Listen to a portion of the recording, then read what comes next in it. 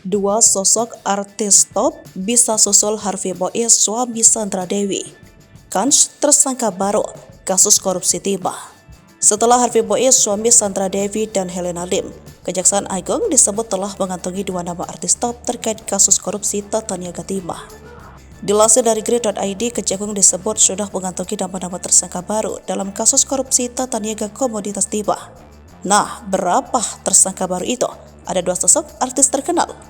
Dengan keterlibatan Harvey Boies, Helena Lim, beberapa orang berikut katanya dari Kejagung. Ada pesohor juga yang ditetapkan sebagai tersangka, kata Ketua Umum Nasional Corruption Watch, Hanifah Sutrisna, dikutip dari grid.id.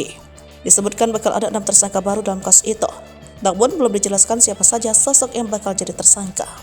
Hal serupa juga diungkapkan oleh Kepala Pusat Penerangan Hukum Kejaksaan Agung Ketut Sumedana. Ia mengatakan terbongkarnya kasus mega korupsi ini berkat keberanian Jaksa Agung ST Burhanuddin. Ada 16 tersangka di sini, dan yang perlu disoroti adalah bukan lamanya kasus ini dibongkar, tapi ini adalah kebangkitan dan keberanian ST Burhanuddin sebagai Jaksa Agung yang melahap kasus-kasus kakap, sehingga ini akan berdampak luas kepada tambang emas, nikel, batubara, Jiwasraya, Asabri, Garuda. Kita sudah disidangkan semua, ini kita sekat semua, tegasnya. Ia menyebut penanganan kasus ini tentu tidak mudah, dibutuhkan strategi, pendalaman, dan butuh konfrontasi ke depannya dan orang-orang yang sudah diperiksa. Hingga kini sudah ada 148 saksi yang menjalani pemeriksaan. Tak hanya itu, ia juga mengaku sudah mengantongi nama-nama pesohor yang ikut terlibat.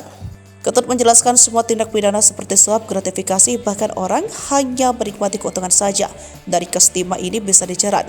Oleh karena itu, ia mengharapkan dukungan dari masyarakat agar ikut mengawasi jalannya kasus ini.